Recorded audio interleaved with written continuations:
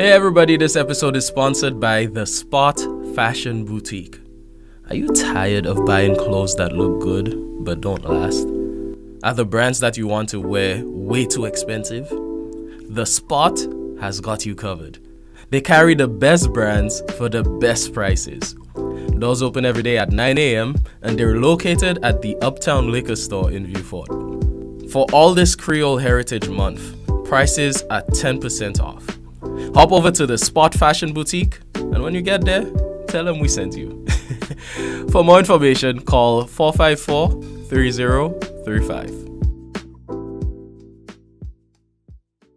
Hello and welcome everybody. My name is Keddy Iyanola, and she is Kina.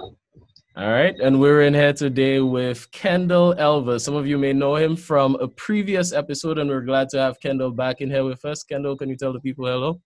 Yes, thank you very much for having me on a second occasion, Keddy and Kina.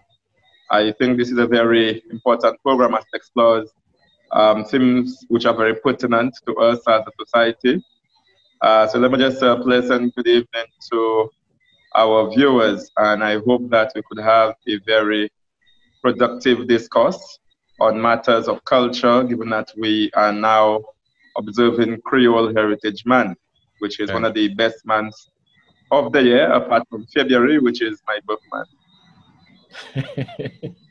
Absolutely. And folks, let me just tell you something, because some of our viewers are not St. Lucian, some of our viewers are not from the French Caribbean. And I just want to tell you guys a little bit about how we even got this whole Creole thing, and we became a bilingual place, right? St. Lucia, we have this whole little song, this poem thing that we're taught in school, that we were 7 times British and 7 times French.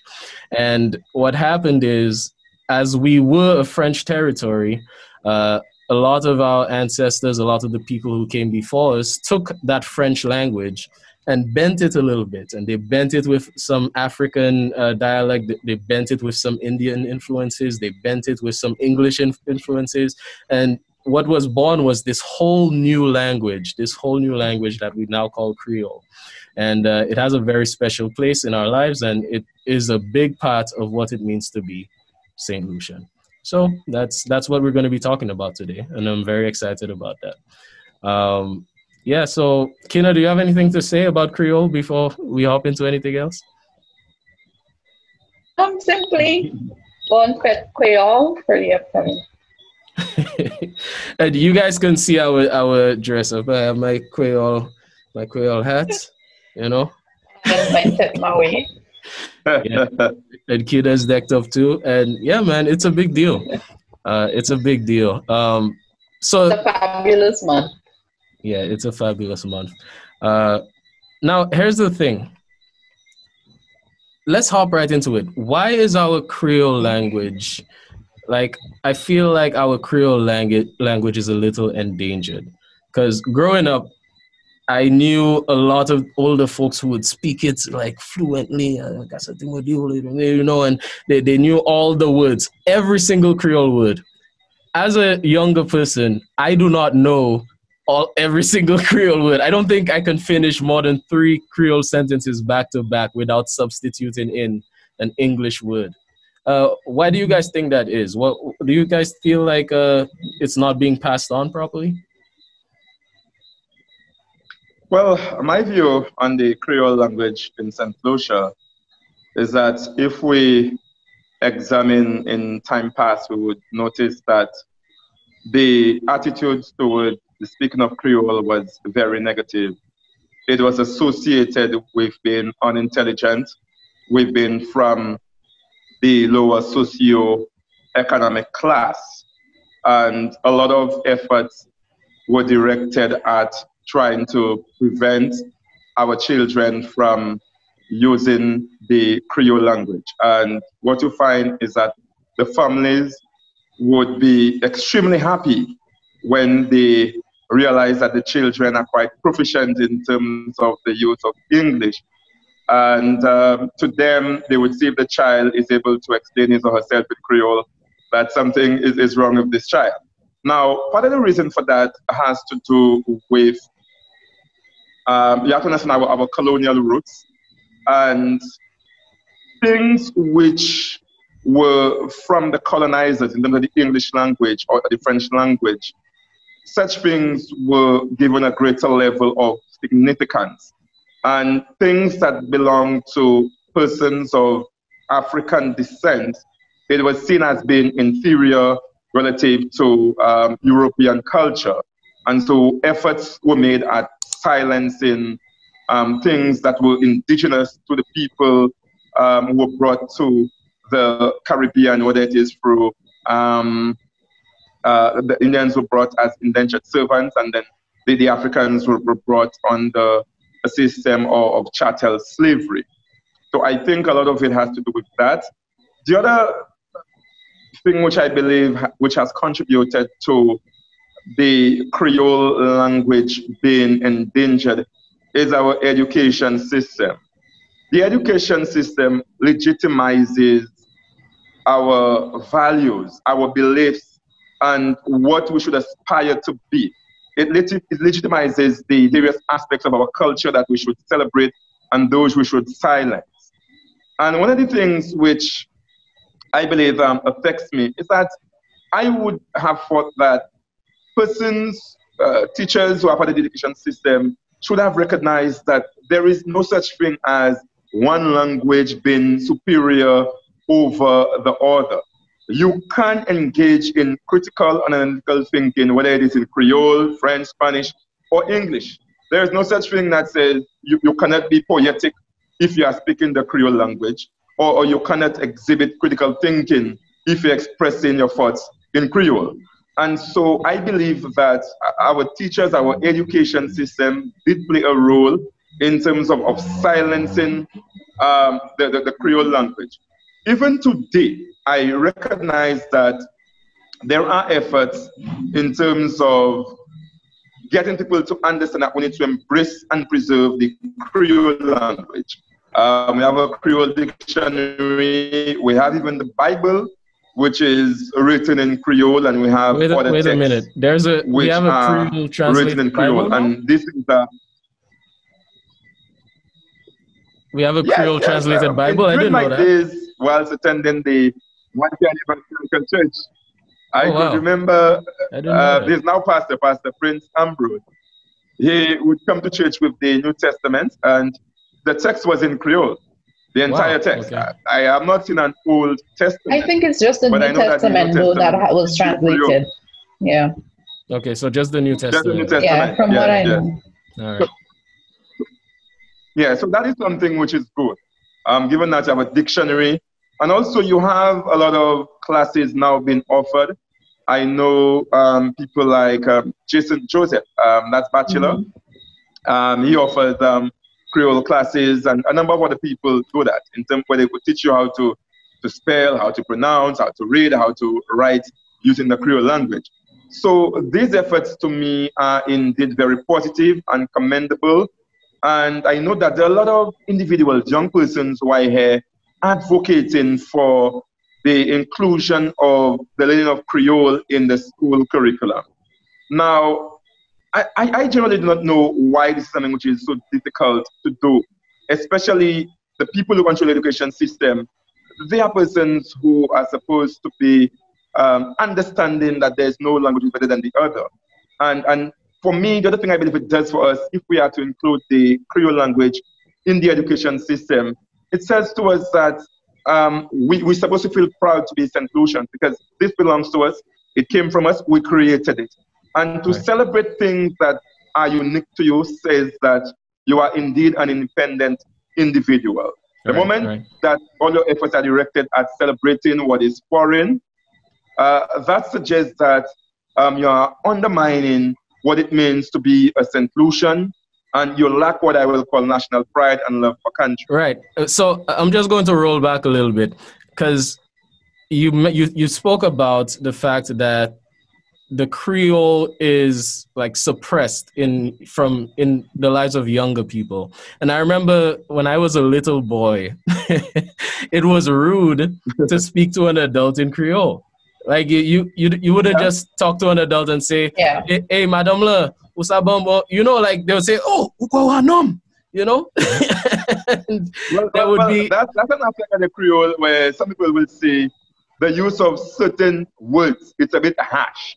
And some individuals who are older may believe that, because with the language, how people interpret it depends on the context, it depends on the culture, it depends on the type of interaction which is taking place at the time.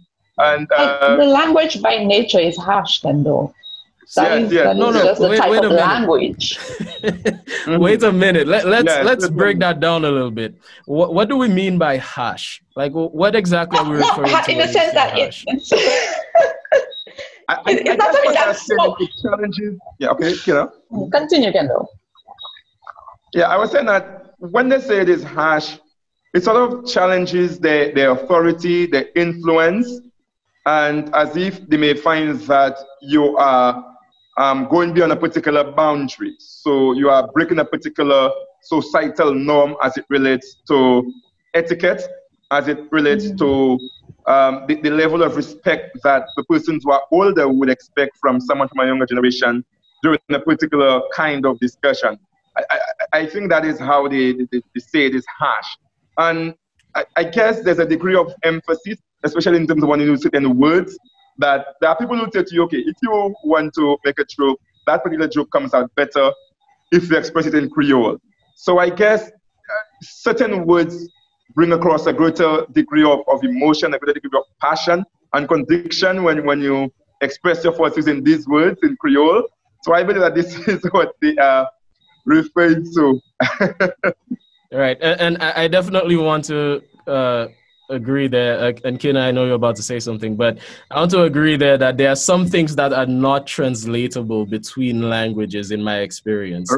There's some ways that you might express a certain word or a certain inflection that you might use that is just not really translatable. You can't tell somebody, oh, this is what it means. You know? But sorry, what were you about to say there, Kina?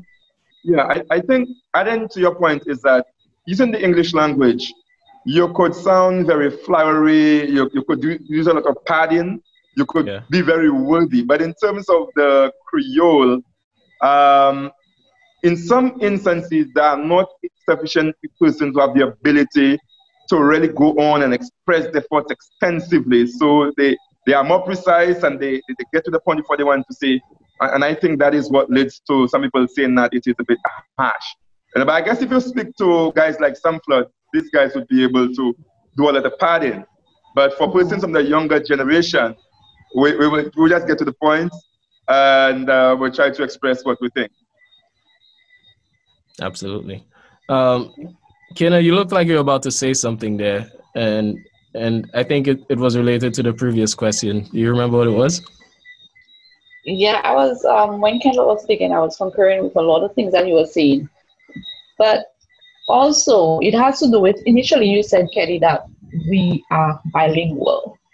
We're not recognized as a society that is bilingual. The language is not an established language. It's not accepted as an established language by our people. So it begins there. We learn the French, we learn the Spanish, as Kendall said, and it's considered, okay, you're bilingual. But you can be fluent in Creole, and you don't see people right now, I am bilingual. Right. It's not a language that is so much, it's not heavily embraced in that sense. And again, like Kendall was saying, it has to do with the socioeconomic status attached to the language. It's considered a language for the illiterate, basically. And even growing up, similar to what you went through, I was not, your grandparents did not want you to speak the language. Right. They would make remarks that I'm sending you to school to learn English and you're sitting there speaking patois. Right. You understand? So it comes from that context where not even our grandparents wanted us to learn the language. So obviously the language is fighting to exist within our society. Because if our own people are not readily embracing it and accepting it and teaching it, it's not going to survive. Right. But I may be wrong, but I think I see some change, though. in recent years, you know, especially with even some of the advances that Kendall shared earlier, where he spoke about there's people teaching Creole classes, teaching writing classes. Right. Thanks to the Folk Research Center, yeah, there are classes available, which is progress. And I usually quip with my friends. I think people want to learn the language now because most of us from where I'm from in Chazelle and places like where Kendall is from, we have this sort of we know the language basically, and we get to enjoy the jokes, we get to speak freely, and you have certain people wondering what you're saying there. You know, they want to be in on the joke as well. So I think it's also not wanting to be left out on the jokes and all of that. So yeah, I'm glad that more people are wanting to learn it. Another thing which I believe which is adding to the survival of the Creole language is the popularity of the Denry segment. A number of the premier Denry segment artists actually deliver the songs within the Creole language. It is very catchy. So to now extend the entertainment value of the language beyond even jokes like Kina made reference to, I think that will go a long way in terms of making the language more acceptable, because it is now something that people can commercialize, you know, in the form of songs. Right. And anytime people can associate a business aspect to a language, you know, that helps with its survival. So I would just like to commend all the Denry segment artists out there who are expressing themselves using the Creole language, and that is something that they are doing to help advance the survival of this very important language. So big up to Kuya, Seventh and Mighty, Umpa, Beatrice Boys, and the likes. Yeah. Yes. Listen, man. And making it international. Yeah, absolutely. Denry segment is huge. Like they really promoted the language. Oh yeah, like I was for the last few years of my life, I wasn't living in St. Lucia, and some of my friends overseas, they sent me a video one day, and they're like, "Keddy, is this from St. Lucia?" And it was a Denry segment, a Denry segment thing. And I was like, yo, these guys are massive, you know? So yeah, definitely shout out to the whole Denry segment, especially for the creativity of developing a new genre. That is a big deal. They have created a whole new genre of music. And that's not just something that St. Lucia can be proud about, but the entire Caribbean, because not only do we have soca music that we invented, we have reggae music that we invented, and now we have Denry segment, you know? And so, yeah, it's definitely something to be proud of, not only for St. Lucia, but especially for St. Lucia, but also the entire region as well. Yeah, so big up Denry segment. Definitely. Our culture is being revamped. Yes, definitely. Yeah, so I want to pull back a little bit to come back into the conversation about the socioeconomic position of Creole. As much as we mentioned that now there are Creole classes and it's more recognized, how long do you think it's going to take until somebody can go into a job interview and just speak straight Creole the entire job interview and get the job with no problems? I think it depends on the job. If you're applying for some pledge job, or you're applying to be someone who does interviews in Creole as a reporter, right, then certainly you would have to express yourself using the Creole language. And that is how the person will be convinced that you are able to articulate yourself intelligently using that language. But the thing about it is that when you look at the official language of business, it is English, and that is even at the highest level of the United Nations. And generally, when people engage in, business, they speak English. A lot of stuff happens using the English language. But that will certainly be a massive milestone. The day you could go to an interview and express yourself only in Creole, and it is not to become a radio announcer or a news reporter to address Creole issues, so to speak, in Creole. But one thing I need to say is that I attended some jazz festival that was in Denry, and it was very special for me for me to have witnessed young people, the members of the band Carry Me. There was also a band called Look Machine. And, you know, I am aware that, you know, we have about Sebes, you have the solo band Out of Moshi, that's the secret band. No, so normally when people entertain, they entertain in St. Lucia. I mean, with the Daniel segment, it has changed, and that's a good thing, right? But then when you really look at most of the people who entertain in Creole, they do it in the form of folk songs. And then for me to have seen young guys, the guys have tattoos, you know, the guys look popular, and then they are doing their entire performance using Creole songs. And then it dawned on me, now I believe that these guys are from Haiti and Martinique, Guadeloupe, right? So I guess there's a heavy French influence, and so there is a greater tendency to preserve the actual Creole speaking abilities. But then I'm like, these guys are singing in Creole and they look young, they look modern, and nobody will look at them and say, you know, these guys are illiterate or they're not educated. And so I believe the point at which we would have interviews conducted in Creole is when we realize and we break ourselves from the idea that we should no longer be associating Creole with ignorance or illiteracy. To me, that is when we are going to have that. But I think at this point in time, we are still far off in terms of doing that. Now, there are some persons, I know people like Mr. Elifik, who's manager for the Library Credit Union.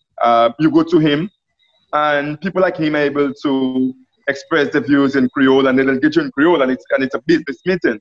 So there are persons who you could engage in conversation with, and they could use the Creole fluently. But I don't know, I still think we're a bit far off in terms of experiencing a full interview in Creole. And the other thing too, I think the education, the formal introduction of the Creole language in our skill curriculum, that to me will help achieve that. Because a lot of people, they see me from Belleville, the cultural capital, lots of cultural icons from Belleville. Chukwa has its roots in Belleville. And people have the view that Kendall is one of the most articulate persons in Creole. But I may possess a greater degree of proficiency when it comes to maybe to you, Keddy, but I still struggle. And then what I find is that when I speak the Creole, I intellectualize or I go for the concept using the English language and I translate it into Creole in my head. But that should not be. I don't believe people like Chukwa do that, or even guys like Yadi or Jaime. I think these guys think in the Creole and they articulate in the Creole. Right. And I think part of the reason for that is our cognitive development within the education system is pretty much a victim of the English language. And so for us to think, the first thing we do is to use the English words and then we do the translation. So for me, for it to be more of a natural thing in terms of expression of thought in Creole, we have to teach our children to spell, pronounce, read, and write in the Creole language. And that to me is how we could break that particular barrier. Yeah, that's how. You know, and another thing I want to add to that, Keddy, you see, many times we talk about, you know, the Black Lives Matter, matters of social injustice. And then one of the things I believe that we should be emphasizing is the whole aspect of decolonization, where we unsilence the voices that we used to have in time past. We start to valorize things that we create. So to me, you know, when we talk about the Black Lives Matter movement, I understand the issues of legal justice. You know, if a guy is killed in a manner as a result of police brutality, this is totally wrong. But at the same time, I get the impression that even in our fight for justice, it is still asking to be integrated in a system which has silenced our culture, our ways of being. So I see the inclusion of things like Creole in the formal curriculum and in our regular communication as a key aspect of liberating us as a people and decolonizing our mindset, decolonizing our interaction. And that is something that we don't really talk about, because for us, at the point of independence and, you know, the process associated with that, we sort of came to a conclusion that this is it, we are independent.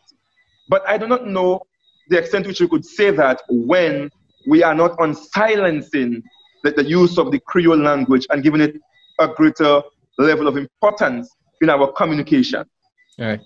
And if I could use an analogy to kind of just twist what you just said and make it a little more clear for some listeners, it's kind of like a child saying that he or she is independent from his or her parents, but still following every single rule, still following every single law, still going home at a specific time, and all these things, even though he or she is independent, right? And so I think what you're expressing there, Kendall, is that as an independent nation, in order to completely liberate ourselves, we need to be the most authentic version of ourselves. Exactly. Right? Yes. Certainly. I do agree. All right. Going back to when Kendall initially spoke about, well, we asked him about the job interviews, and I was thinking, my last job interview, doing family and community work, you actually had to be able to speak Patois. They were looking for people to speak Patois, and that's from, let me tell you, that is the United States Agency for International Development through Creative Associates International. So I'm looking at this and thinking, okay, Washington wants people to speak Creole because they want to do some work in St. Lucia. And I remember doing the training with my colleagues and everything, and they would always say, Kina, go up. So I would go up, and they never expected it, but we were doing just a role play of how we would interact with our clients. And I just started in the patois. Sadly, for my colleague, she did not understand patois. So the others were like, that's what it was. So it was really awkward for her at that time when in all the role play, everybody came to the English and I just started speaking patois. And I did that to show them we applied for a job, we knew what it was, but at the same time, we exist in a society where most of the elderly speak the patois. Yeah. If we want to interact with clients, we need to be able to have them relate to us, have them understand us, and we need to get to their language. That is the best way of, in our field of work, you would say building rapport with them. And that was a good experience, and I enjoyed it. I really enjoyed doing the work where you got to interact using our Creole language. Going beyond that, Kendall was right when he said about the stifling of our culture, basically, and being decolonized. Even back then, they were really stifling the culture, right, on the plantation. And this is why I think there was a greater fight back then to keep the what we call French Creole basically alive among the slaves, because that was basically their form of interaction, so that the slave masters would not understand what, their plans for escape and all of these things. So then it was okay, we need to keep this alive, we're doing this. I think my question is, what is the value of it to us now? Should there be a greater value placed on it in terms for us to be able to want to keep it alive? So if I'm understanding your question correctly, it's what is the real value of keeping Patois or Creole alive now in our time, right? It's not necessarily what is the real value there. It has value. I'm just trying to understand, okay, do we need to re-emphasize to the young people the value of that language? Do they really understand how the language came about? Do they really understand what happened, what transpired back then? And for them to appreciate that language. Right. Everything that happened on the plantation with our ancestors and all of that, they really value what they had to sacrifice to keep that language alive. I could answer that for you. If they were speaking that language back then, I know for sure they were getting a lot of lashes. Yeah. You were not allowed to speak that language on the plantation. Right.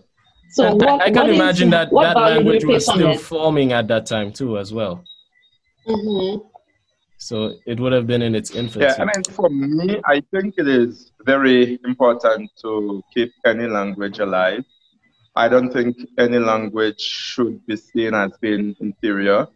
I don't think the use of any language, unless you are using obscene language, is sinful, or unless you are making a threat that it should be criminalized. I think very importantly, to me, first and foremost, I think a deep sense of identification with St. Lucia, being able to speak this particular language of Creole.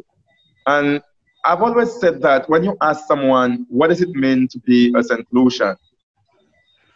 The response to that cannot be things which are practiced or indigenous to other groups of people. It has to be the things, the ways of doing things, your culture, your music, your food, which are unique to you. And I think that when you ask for definition of a St. Lucian, you have to ask for what differentiates a St. Lucian from other groups of people.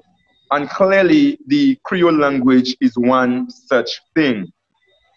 I think when we talk about identity, there is also an aspect where you want to connect with those who were before you, those who went through the struggle, your ancestors. Yeah. And then I think the Creole language allows for us to do that. It allows for us to understand the oppression our ancestors would have been exposed to. And in a way, speaking the Creole says that the fight of our ancestors who were enslaved by colonizers was not in vain, that the voices were not silenced. So I think that continuing the use of something that they created to ensure their survival, that in itself pays homage, and it is a means of expressing gratitude for the fight and the effort. Another thing for me with regards to why it is important has to do with, I don't think life is about diversity. Life is about immersing yourself in different experiences. And to be able to just speak one language, that to me is a bit monotonous.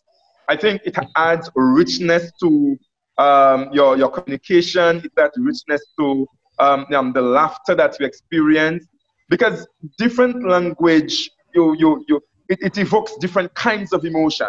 Right. And so I think that being able to speak the Creole allows for me to enjoy life to a greater extent. And another thing too, I recognize, I was in England in 2003, and it was myself and Alisa Marriott. We went to some international workshop on education hosted by the Commonwealth. And we had two tour guides who were from Portugal. And, you know, we noted that while they were bringing us at various points throughout London, that they would communicate in their Portuguese language. And we don't know Portuguese. We understood nothing that they said. And then, we said to ourselves, let us communicate certain things between ourselves using the Creole language. And immediately, they stopped using the Portuguese language when you were present, because they recognized that this was not the most well-mannered thing to do, I would say. Yeah. Because if the four of us are there, you're communicating, why is something that I don't understand? Or I will not understand what you are saying. To me, out of respect, you communicate in a manner where everybody understands what has been said. So I really felt that it was special to have that ability to communicate with a fellow St. Lucian, and they will not understand what we were saying. And so it said to them that, hey, we are all human beings, so there's no need to be communicating in our language when you all can speak English just like us. So, but for me, overall, I think, the Creole language has to be preserved. Because equally one could say, why are we preserving other languages? Every language to me is important, and it is up for people to choose what they want to articulate themselves in. And I certainly think that the Creole language should be something that we look to preserve for many years going forward.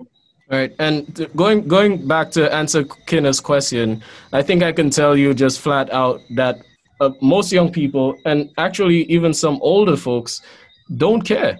Like if Creole were to be completely, especially those people who are fluent in English, right? A lot of those people, if Creole were to be completely removed from St. Lucia, I think they would be fine. And they would be like, oh, okay, all right, cool. It's fine. And I think some of that, and not all of it, but I think some of that comes from the fact that because St. Lucia is an English speaking nation as well, Right. in circles where we are surrounded by the rest of the English speaking Caribbean, there is that feeling of a need to identify more strongly with your English speaking cousins, right? And in the natural St. Lucian accent, which inadvertently is heavily influenced by our French base, we want to sound a little bit more like, you know, our other English speaking cousins. We want to have some of the same inflections, even though we do, but we want to identify just a little more strongly with the English speaking Caribbean. And so sometimes St. Lucians feel led to kind of shun the French part away just a little bit and just run away from the French identity just a little bit. And I think that's part of where it comes from. And it's unfortunate and it should be addressed. In you speaking, I did not get that, you know, you really want to relate. I just got that sense of, we just feel that English is superior to the patois. So if St. Lucia as a country is speaking the patois, then the other islands will look at us like, you know, lesser than what we are. Yeah, that's the feeling I'm getting when you're saying that, and I don't like it at all. I feel like Kendall saying no language is above the other. I really don't think it has to do with being able to identify with other islands. You can have both. You can speak both languages and still be able to relate to the other islands. Take Dominica, for example.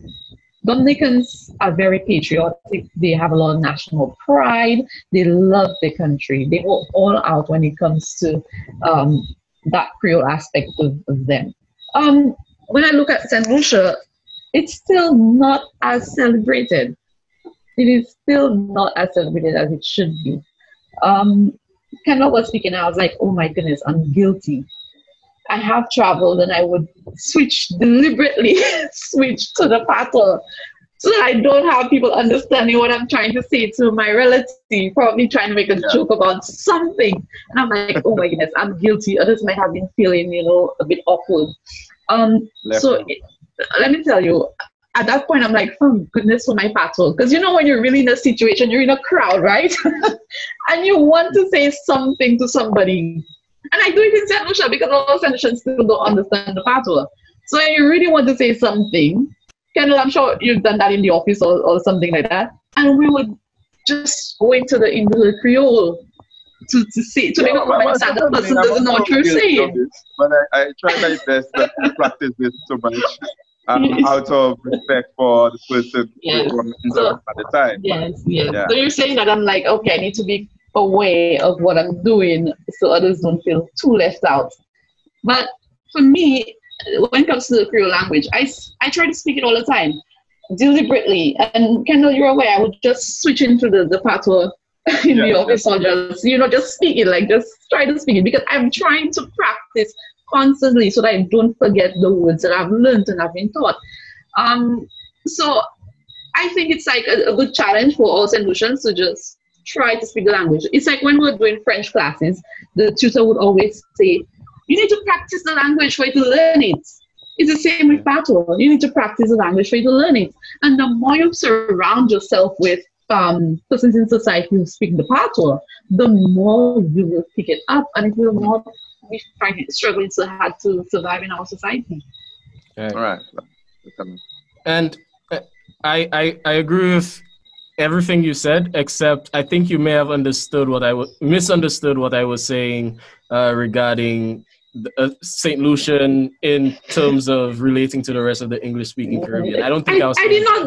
No, you were correct. What I'm saying is you were fine with what you were saying. What I'm saying is, at the same time, I'm getting that feeling that this is what it is. Because when you look at leadership, right, everything begins with leadership. Like Ken was saying concerning our education system. If it's not a formal language in our education system to be taught, then how can we expect for it to survive? So my thinking is, even at the government, even at administrative level, there is no promotion of our patois. Right. When I look at even with ministries like tourism, in terms of their marketing and all of that, we don't promote Creole. We don't say come to Saint Lucia, the Creole speaking, and all of that. We don't really market it. Yeah. So in that sense, that's what I was trying to bring that other thinking into your conversation. I understand what you're saying. I just think that, is it really that we're trying to relate, or are we really being hypocritical and just trying to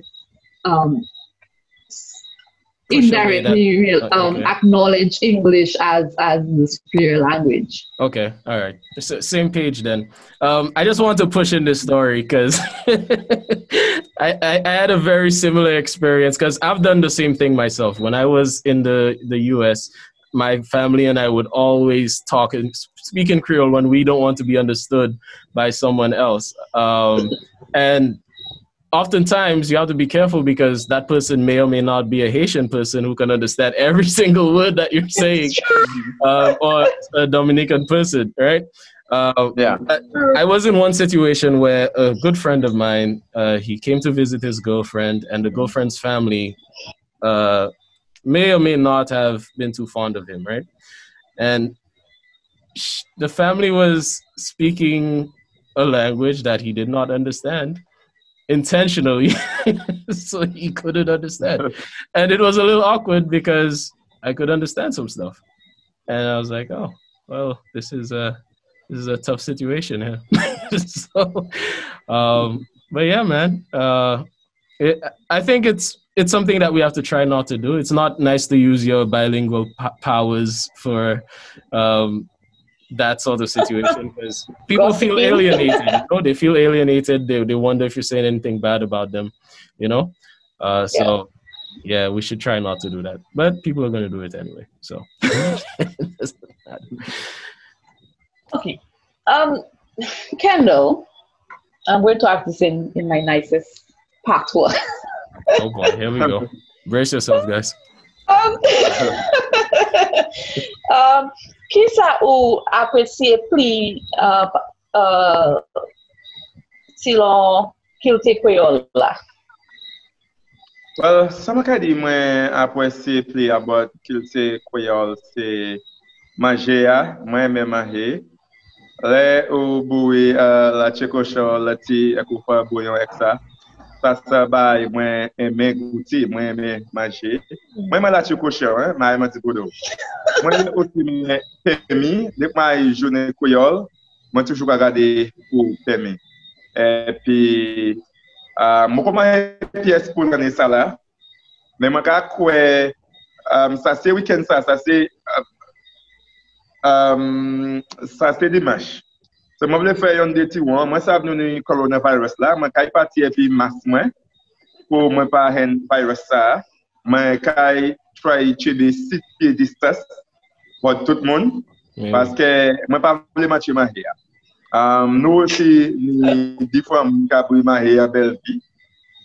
Ça c'est qu'on nous célébrer Jounen Kwéyòl like nous ça because of the pandemic corona ou pas ça really engager moun qu'on ti ka fait quoi avant pour ne pas masse parce que ça ka préserver santé mais nous ka faire un petit bail belle vie côté moun ka ni poisson nas mon ka ni vianoti des fois bagay so ça c'est Brian Shelley's place aussi mon Lorna Centroman nous sais pas comment ça dit moi aimer aussi about Jounen Kwéyòl c'est à chaque c'est quoi moun qui a joué sa bourre qui a acheté compte yo ka acheté la wall en pile de lait yo pas ka kwe moun ka mette en chay valet en sous contribution yo ka fait pour sécuriser les pour bailler qu'il c'est et puis les où on est resté moun ça et ben là on va essayer moun ça l'occasion pour qui yo monter en stage pour chanter accordé mon ka ouais ça ka fait en chay bagay bailler c'est moun ça accordé ka bailler un joyté Côté yo ka di nous ka apprécier yo. Et puis pour moi aime moi ka quoi tout le monde c'est mon nous monter porter respect, nous monter souhaiter yo de manière qui dignifiée.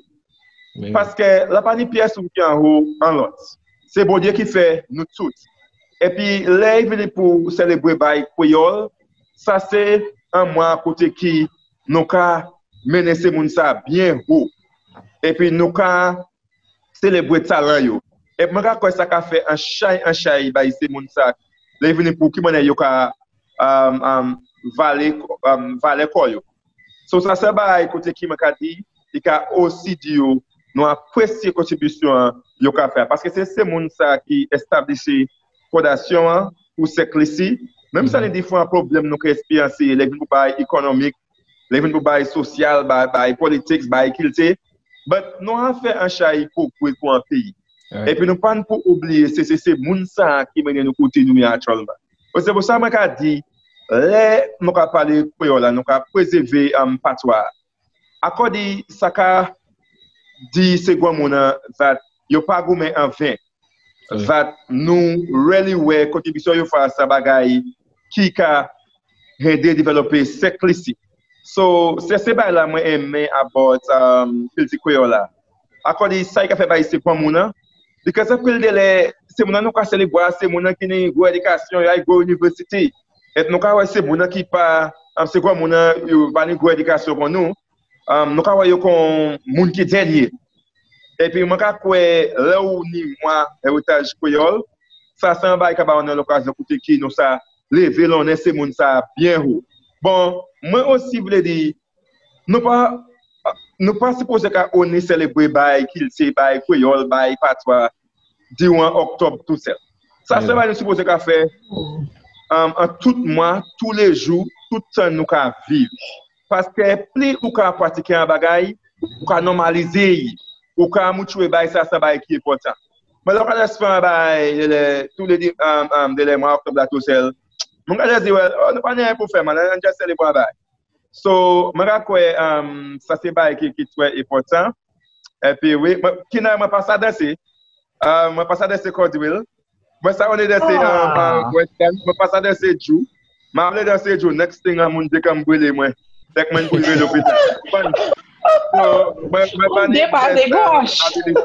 Là il pour danser Jou avec ces bagages ça moi que c'est pas ça pas mon pour Keddy bon j'ai passé ben il va calmer c'est ça là ça vous comprenez ça on va passer moi aussi passe à acheter si moi acheter on va passer Hurricane Thomas Cavier passer so moi même ka faut ça moi même ka pour ça so ma hair et puis je sais qui ka tout other chest c'est quoi mon oui ma bien amusé quoi oui moi bien amusé tout comme aussi moi même c'est had là moi mon ka coup ba moi ça c'est Brenda Napoléon sorti à Belleville et tu ka fait de toi belle outfit Creole ba moi African print matwas et puis moi poste portrait sur Facebook vous savez vous va dire OK moi ka ifan on kana oui Jounen Kwéyòl moi ka descendre qui fort so c'est ba about li moi aimer c'est ba ça la grande différence acheter Creole là moi aimer à votre service nyonde que le cadeau pour partir au vin pour coco moi aimer c'est bagay ça ma qualité yo ka parler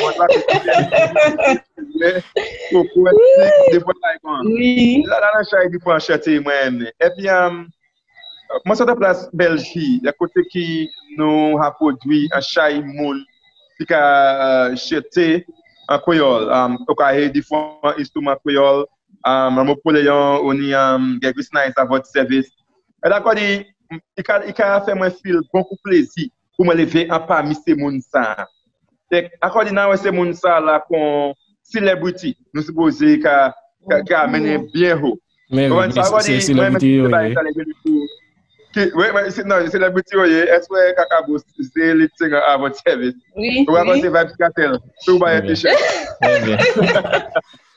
so oui so c'est pas moi mais chai moi laisse maintenant oui par contre comment nous ne pour décoloniser l'idée nous et c'est ça qui a fait ben nous donc moi ka hold by c'est ça là oui moi really point out On dit décoloniser.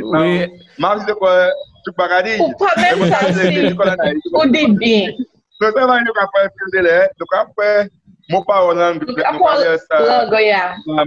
Elle mettait un petit accent dessus. Oui, oui. Moi, je vais faire tout le temps. Mettre un petit accent dessus. Elle organise Creole. Oui, mais là, tout le monde je pourrais expliquer quoi il y a Creole là. Il y a sonné différent de moi. Et puis, je c'est comme ça qu'a fait jolie contribution pour avancer Creole là. Vous savez, on est Joe Bois, on est Michael Gasper, on est Lawrence Adonis, on est Jaye, on est Yadi. Et là aussi, nous avons un reporter sur NTN. Puis qu'on parle Creole là très bien. Tout ce monde ça qu'a fait. Mais où l'on maintenant tout ces monde ça là? Et beaucoup de temps nous l'on maintenant moun mais plus aimer ton parler patois. Et ça c'est Dempelette Louisie. Moi aimer ton madame la parler patois. Et tu mène patois en Kai Parlement. Qui mène Kai Parlement. Kai Parlement, il mène Kai Parlement et il a toujours bail contribution ni dans patois. Et maintenant pareil. Moi j'aime Marguerite, moi pas de cas supporter ça. Moi c'est un point sans en la rose groupe belle vie. Et moi même faire c'est rose bail là moi jamais ouais Dempelette Louisie fait. Associé quoi et puis bail la Marguerite ça. Moi même faire ni pas pour aimer faire ça. Tant gros long mon gros respect. Et qui mon carré oui. Ah madame ça madame qui jolie, madame qui soye. Mais madame moi-même encore des démarches à changer contre lui. Eh ben il mène gourmet c'est fleur à vie et ben nous. Oui mais magadi non mais c'est la non mais il mène gourmet à vie so by la outside la Marguerite c'est il t'en pour faire ça because après on peut parler about lui. So tout ça on dit là c'est on la rose. Mais c'est un gros la rose, vous connaissez ça, c'est un gros la rose? Non, la rose, ouais, bah. Moi, mettez blé, moi, espoir, bali. Moi, mettez blé, espoir, bali. Oui, moi, mettez espoir, because moi, c'est la Marguerite. Pourquoi vous mettez des copies, because bah, il ne sait pas copier la pièce. Oh Lord. Mais quand nous avons fini, avant Keddy, di sign pour dia ou di débat moi voulais c'est mon changer pour di un célébrer kiltea et pas un célébrer pour yon jouer ben yon mois un célébrer pour tous les jours à l'année right et moi d'accord avec ça et c'est pas célébrer kiltea mais célébrer c'est mon qui a travail ouais pour chebe kilté pour quitter vivant et ça est un bon bagay nous pour célébrer ces monde là because si pas c'est pour yo m'ave ko kilté a te kaye nous pas te kaye ni kilté pour célébrer so moi d'accord on célèbre kilté à tous les jours et puis on célèbre ces monde qui travail web pour change kilté yes certainly absolutely. Yeah, moi je voulais dire encore là on te parlé about ces moun qui plus gros. Là ni on chaiva là où ça parle créole et grand maman et grand papa et où ça parle créole et puis expressement c'est un langage ça yo ka plus express quoi yo. Puis là où ça parle même langage le connection la zone a plus fort. Et yo ka senti plus free plus confortable pour parler puis yo go senti plus confortable because d'autres c'est moun yo ka senti manière yo pas j'ai parlé anglais bon et c'est pas toi yo connaît so là ou vinn devant yo akoli yo pas dit ça yo vle dit yo ka senti ko yo manière so ou maintenant quoi tout ou ça parler c'est moun primaire ou ça build connection primaire. I'm sorry for my English in there. Non, moi, je suis anglais de mais ça juste parler créole. C'est pas pour dire m'avler parler, m'avler mettre, quand on dit effort, m'avler mettre effort. E fondan, mavle moun di, ou sa vyo, depi ou pa konet word bay lan, you just ka di bay Anglais. Non. Right. Yeah, man, and even beyond the some of, and moi ça moi via uglier, but I want to speak English for this part because I want to see if we have any listeners at this point who are not Lucian, and I doubt it. But if we have any listeners at this point who are not Lucian, I really want them to get this part, and it's really because I want to touch a little bit on overall the effect of language itself, and in our case, in our context, we can really use Creole to talk about this. But I've found that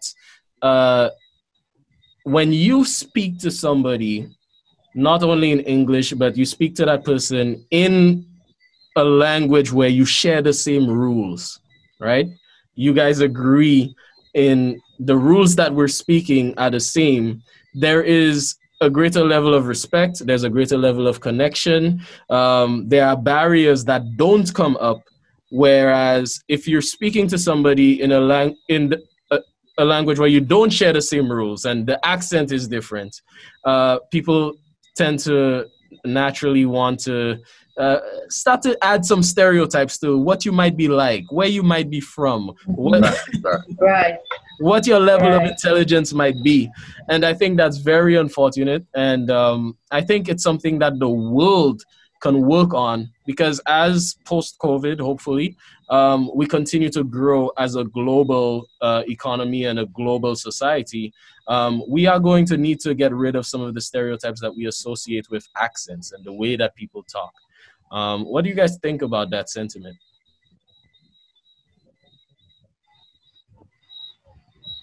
Agreed. That is in terms of what you said.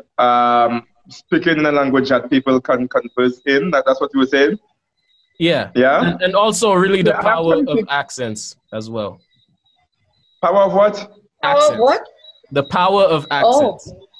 Yeah. Accent, like the color of the language and the pronunciation. Yes, the pronunciation and enunciation. All of that. Yeah, well, I do agree with you. I think that language is also something which is stratified, and it correlates very strongly with our socioeconomic classes.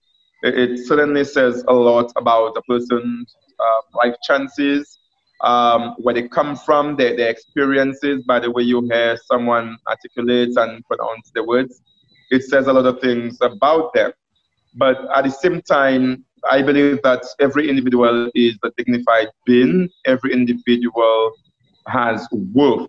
And regardless of the differentiation as it relates to accent and pronunciation and these sorts of things, I think we should produce efforts where we respect individuals regardless of their background, socioeconomically and other social or economic indicators. For me, I think we should try to create a society which is more inclusive, and one where we try to remove individuals from the zone of non-being to one where they are existing. And the way you do that is to meet people where they are at, to converse with people in a manner which is culturally sensitive. And cultural diversity is some cultural competence is something which is really important, especially in social work practice, youth work practice, particularly in the first world countries that are heavily populated with a multiplicity of ethnic groups, and they all speak different languages. So for me, I try my best not to discriminate against person based on the accent, because I just believe that everyone is special and all human beings are equal. And one of the things I experienced recently, about 4 weeks ago, when I was in Bellevue, and we were doing some recertification exercise with the welfare department, and I met an elderly lady I had not seen for a long period of time. And then just being able to speak with that individual using the Creole language, I really felt a great sense of satisfaction, in that I believe that she herself felt appreciated. To see, they'll say, well, okay, usana medication, una long sleeve, uka parle anglais, And you know, sometimes these people feel that they are not on a similar level as you because they don't have the same accent, or they do not speak a similar language to the level of competence that you do. And I just think like being able to meet them at their level, and that level is not a lower level, by the way. I'm using the word level because this is how we have labeled it, you know? Right, right. I really think that it sort of brings these people into a conversation, and it says to them that they are a human being. You know, for us, we think it's like when people enslave you, that's when they dehumanize you. But speaking with two people in a manner that they understand and they can relate to, that is also making them more human. So it's all about social inclusion for me, appreciating individuals, because these elderly people, there's a lot of wisdom that they have to pass on. There's a lot of things that you could learn from them when it comes to relationships, when it comes to, you know, that these various proverbs that exist. These people have actually seen these proverbs manifest, you know, and you could learn these things from them, and you could live a better life. You could live a more fulfilling life.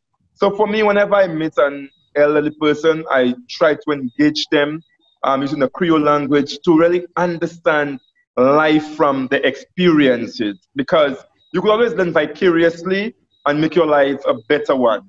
But at the same time, they too feel a great sense of connectedness and help to close the generation gap that exists in our society. So for me, I don't believe in discrimination. I don't believe in stereotyping people. I don't believe in prejudice.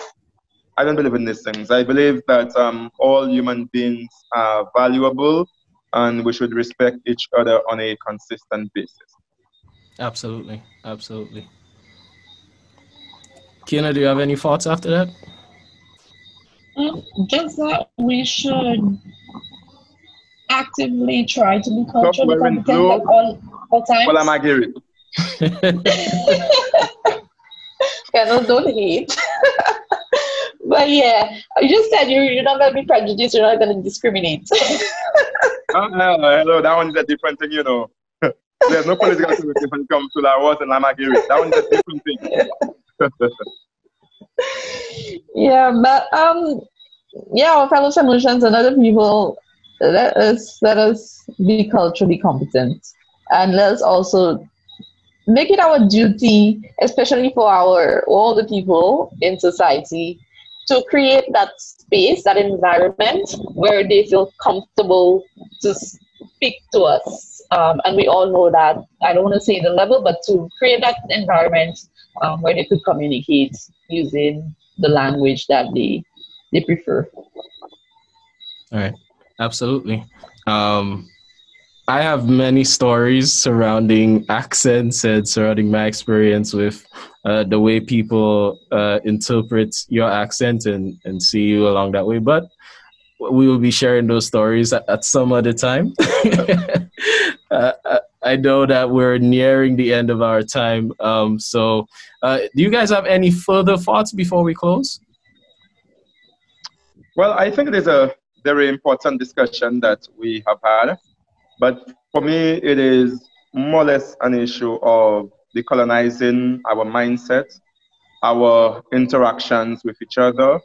And I think normalizing the use of Creole during our regular conversations in diverse settings is necessary for us to understand that the things which are unique to us as St. Lucians, they are fundamental aspects of our identity and who we are as a people.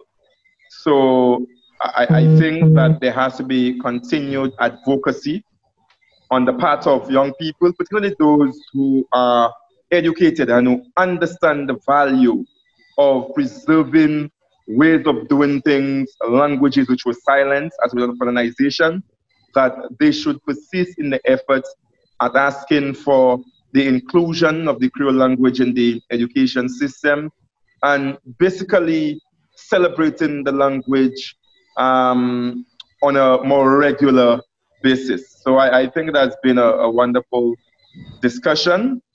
These are matters that are very close to my heart, and I would like to express my sincere gratitude to family reflections, and it's reflecting in terms of what has happened to us as a people. That is what it's all about. Right. And I really hope that such discussions could usher in changes in our attitude towards things that belong to us, what we created, what we inherited from our ancestors. And we need to remember that we have to ensure that the efforts were not in vain, and that we ensure that we as a people, we become more patriotic and we celebrate the Creole language. Absolutely. Yeah, and as although you express our gratitude, I want to thank you as well for making the time and making yourself available for this recording, folks. We're actually recording this on a Thursday evening because everybody wants to enjoy the Jounen Kwéyòl weekend. So exactly. Do you have any last thoughts? Yeah, I just want to say thank you, Kendall, for agreeing to do the show. And yeah, I know you're going to be enjoying your penny, your bouillon, everything else this weekend. Do it safely. An appeal to St. Lucians. I know that as of today, they did put out a notice indicating that there will be no Jounen Kwéyòl activities. You only get to celebrate at your home with your family. Yeah, just your family. So do abide by the rules. Play it safe. You could still have your family, prepare your own stuff and all of that. What's that? The rules are the protocols. The protocols, yes. I want that protocol. Kendall? Yes. So we will already put on. Oh, I haven't. Oh my God, there's a viral video. Yeah, there's a viral video of this bus driver. And he said protocol. Oh yes. I've seen it. Yes. Sorry, I didn't quite get it. Yes, I did. So we will put on notice. So I just want to appeal to all St. Lucians to please play it safe this weekend. And yeah, that's it. Celebrate the culture. All right, folks, you heard it here first, whatever it is. And thank you for joining us on another episode of Family Reflections. Let's take very seriously some of the things that we discussed and see if we can bring about positive change wherever we are in our circles and in our individual social circles, and by changing our mindset a little bit and appreciating who we are and being the most authentic versions of ourselves possible. Thanks for joining us. We'll see you again week after next. So every other Monday. All right. Bye for now. Good night, everyone.